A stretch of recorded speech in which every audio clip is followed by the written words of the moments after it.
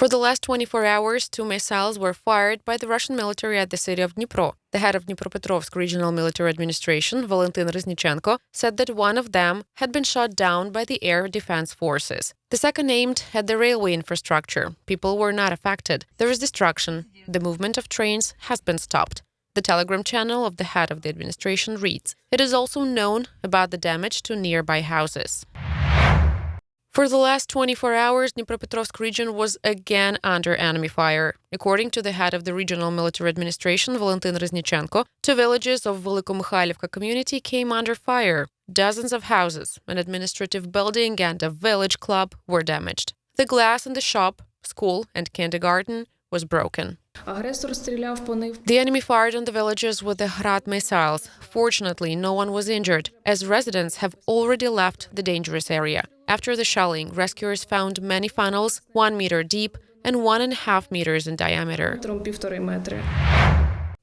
The mayor of Mykolayiv, Alexander Sienkiewicz, reported about 9 explosions in Mykolayiv. He said that as a result of the shelling, gas pipelines in several streets of Inhul district, as well as the contact network, were damaged. The movement of public transport has changed. There are no casualties. Several people have been injured. There is a lot of material damage, but we can get through this. The main thing is that there are no victims.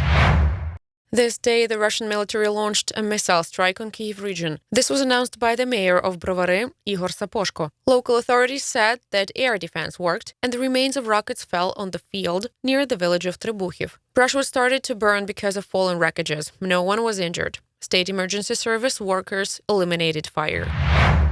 2 state emergency service deminers suffered a mine blast in Kyiv region. The explosion destroyed a cabin of a fire truck. The people were hospitalized. Also, 35-year-old tractor driver came across an anti-tank mine near the village of Gogoliv. He received shrapnel wounds of both arms and right thigh. This was reported by Andriy Nebytov, the head of Kyiv Region National Police.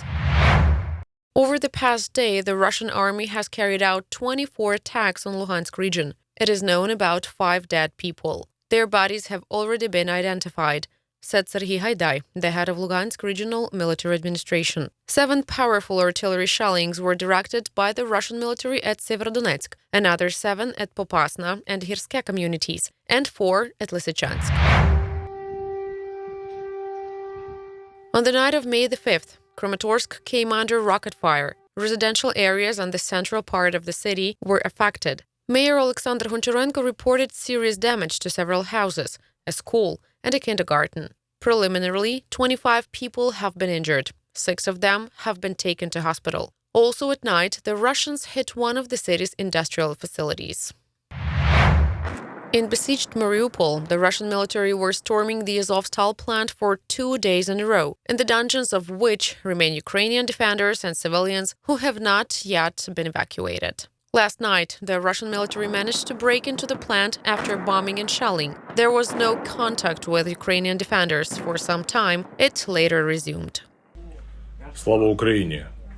Glory to Ukraine. From the first day of the invasion, the Mariupol garrison has confronted the overwhelming forces of the enemy. Since April the 25th, we have been holding a circular defense at the Azovstal plant. It's been 2 days since the enemy broke into the plant. There are heavy bloody battles. I'm proud of my soldiers who are making superhuman efforts to contain the enemy's onslaught. The situation is extremely difficult, but in spite of everything, we continue to carry out the order to keep the defense. Ми продовжуємо виконувати наказ тримати оборону. An outdoor toilet saved Vasyl Primachenko's life. In March, a Russian shell hit his private home. The man went to the toilet at that time, which saved him.